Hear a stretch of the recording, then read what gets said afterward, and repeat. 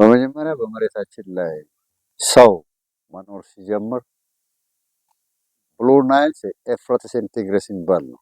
ሁለቱም አካባቢ ነው እና አባይ ዙሪያ የምንለው ከኤዶም ገነት ወይም ሰከላ ከሚባለው አካባቢ ተነስተህ ኢትዮጵያን አሁን ኢትዮጵያ የሚባለውን ቦታ አቆራርጠህ ሱዳንን አቆራርጠህ የሳራ በረሃን ካቋረጥክ በኋላ ግብጽ ገብተህ ከግብጽ ሜዲትራኒያን አቋርጦ እስራኤል ገብቶ ተመልሶ መጥቶ ኤዶም ገነት ወይም ሰከላ እንደገና ይወጣል። ይሄ በዚህ ዙሪያ ያሉ ማህበረሰቦችን የሚመለከት ነው እና ቀደም ሲል ጥንታዊ ማህበረሰብ የሚኖርበት አካባቢ ነው ማለት ነው። ከቴክኖሎጂ ውጪ ናቹራል አስትሮናውት ነው ሄኖክ እና ሄኖክ ነው መስጥሮ ሀሁ ፊደልን ህብራት ከዋክብትንም የአባይ ዙሪያ ማህበረሰብ ነው ያገኘው። እሱንም ሀሁ ፊደልንም መስጥሮ ያስቀመጠው ሄኖክ ነው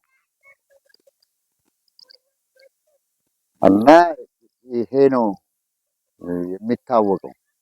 በኋላ ደግሞ ቀጣይ ትውልድ ትክክለኛውን የበለጠ በትምህርትና ስልጠና እየወሰደ እውቀቱን እያሰፋ ይሄዳል ብለን እኛ መነሻ ሀሳብ ነው እየሰጠን ያለን። እድሜ እንደ ማቱሳላ ይባላል። ማቱሳላ 969 ዓመት ነው የኖረው። ማቱሳላ ልጅ ያሬድ ነው። ያሬድ ደግሞ 967 ዓመት ነው የኖረው። ያሬድ ማንን ወለደ? ያሬድ በራሱ በዘመኑ ሳውንድ የተባለ ድምፅና ቅኝት ስዕል ወይንም ደግሞ ቀለማትን ለዓለም ህብረተሰብ ያበረከተ የመጀመሪያው ፈላስፋ ነው። አሁን ከያሬድ ደግሞ ሄኖክን ወለደ። ሄኖክ የያሬድ ልጅ።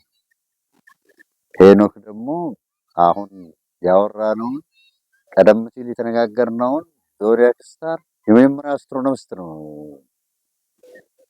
ለማንኛውም ሄኖክ እና ናቹራል አስትሮናውት ነው።